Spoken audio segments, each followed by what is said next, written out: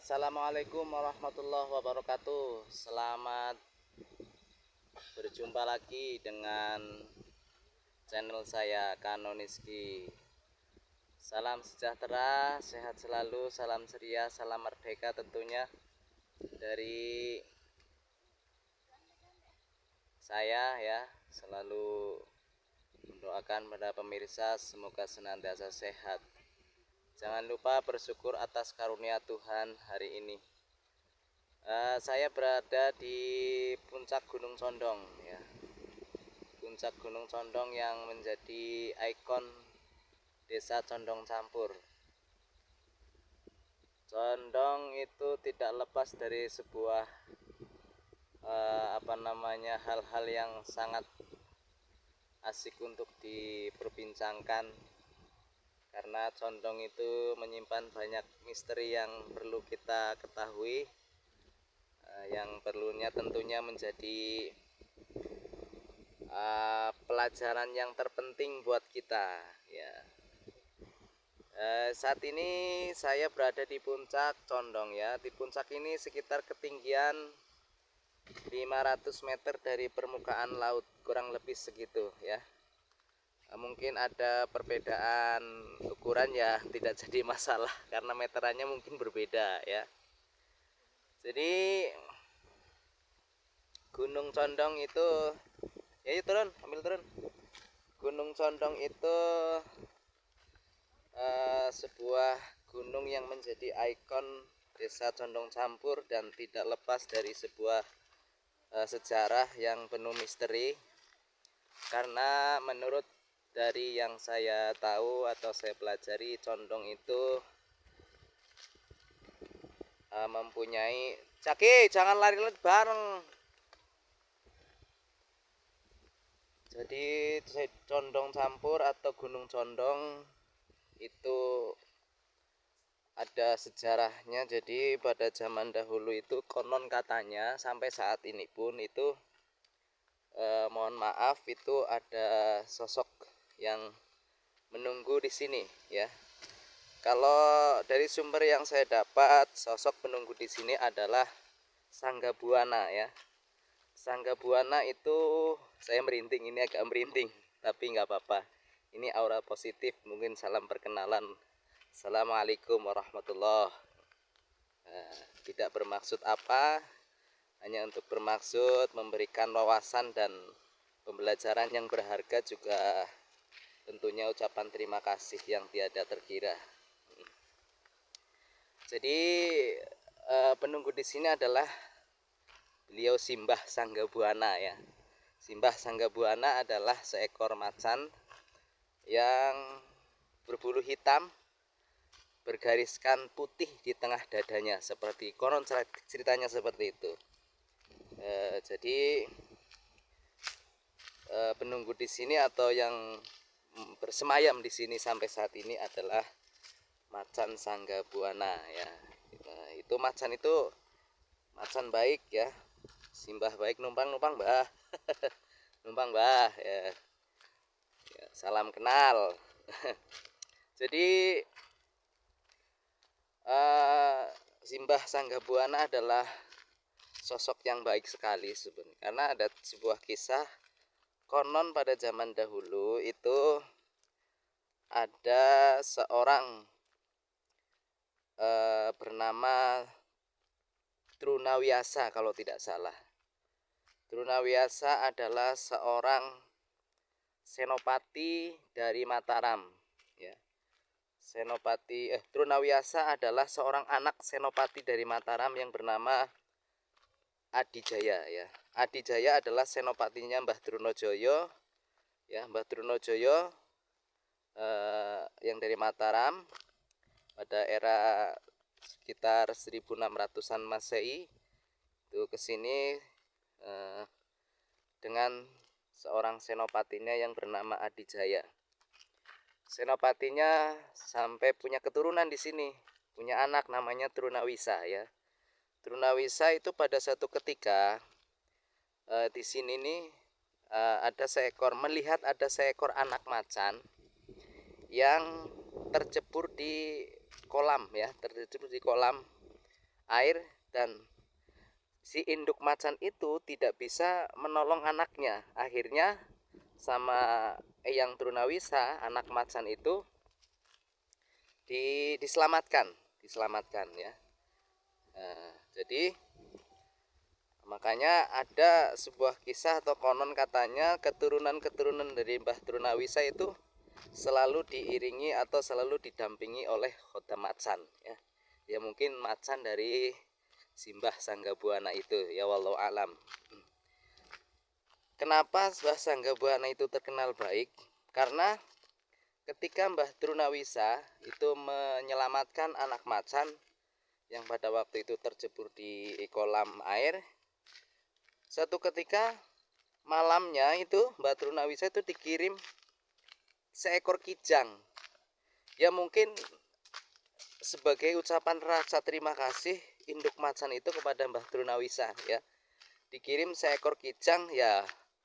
Kijang adalah binatang liar atau binatang hutan pada waktu itu yang sangat menjadi favorit para pemburu ya. Zaman raja-raja dahulu juga kalau liburan ceritanya itu berburu di hutan untuk berburu kijang ya, seperti itu. Jadi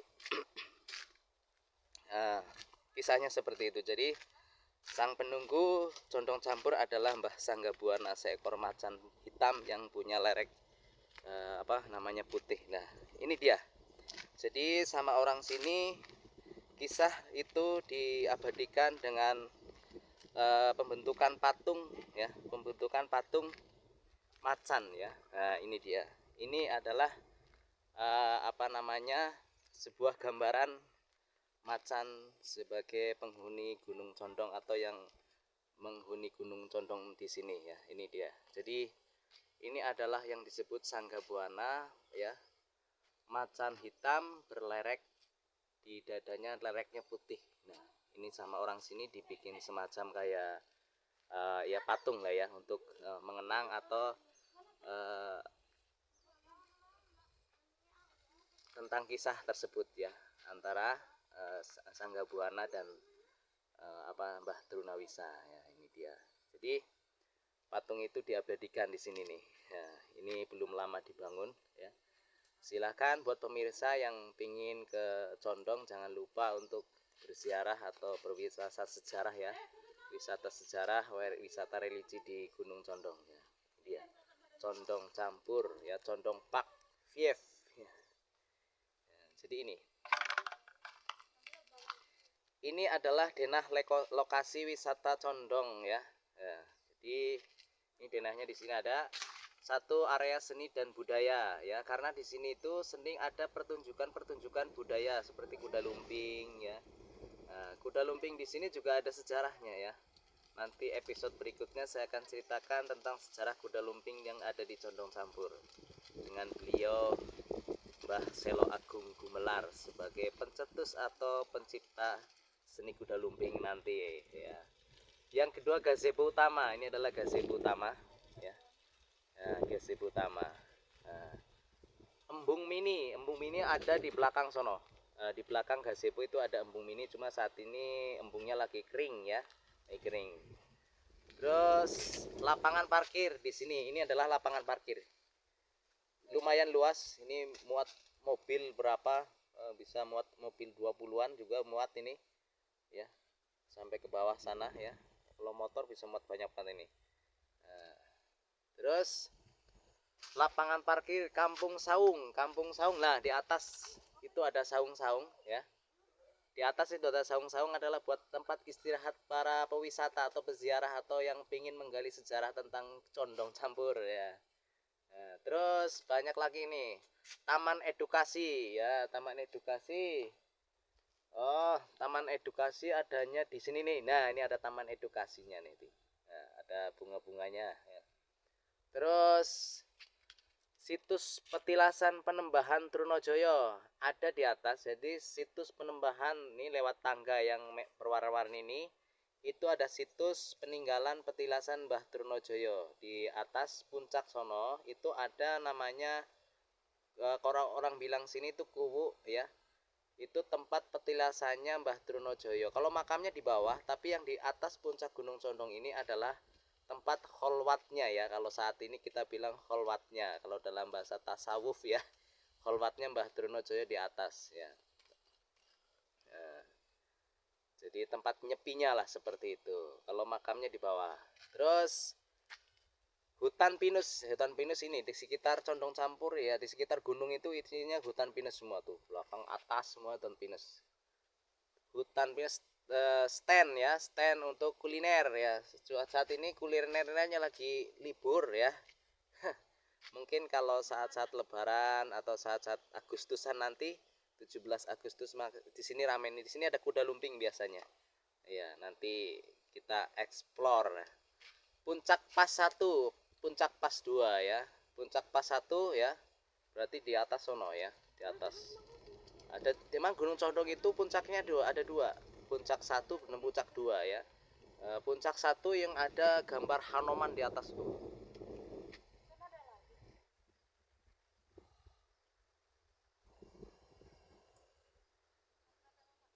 Ya. Hanoman juga ada filosofinya. Hanoman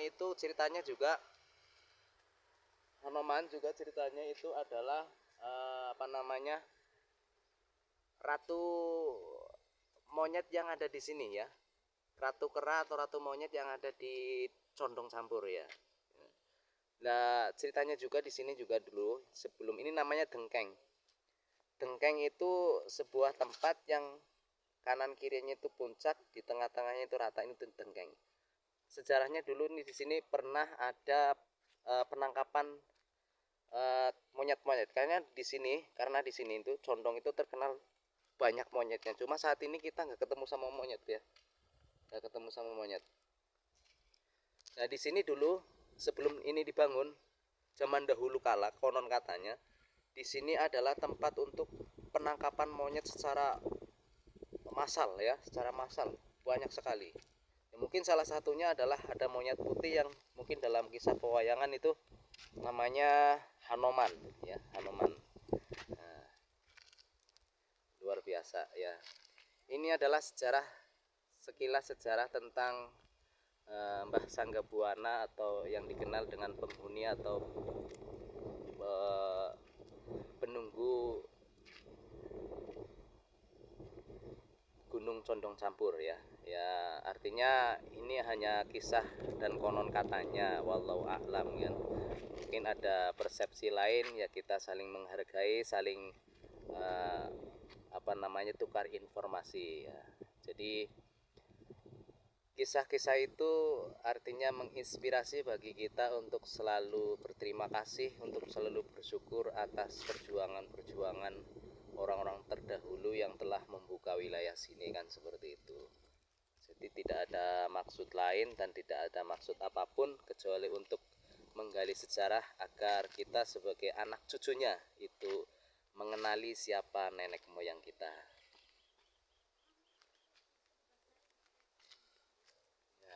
Kalau sore seperti ini banyak peziarah atau banyak yang berpariwisata nih, bro. Wisata di sini untuk apa?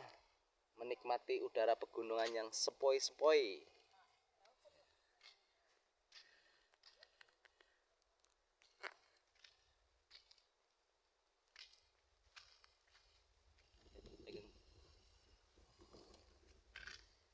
Sekian dulu dari sekian dulu ya. Sekian dulu dari saya ya. Nanti kita lanjut lagi tentang sejarah Condong part ketiga ya.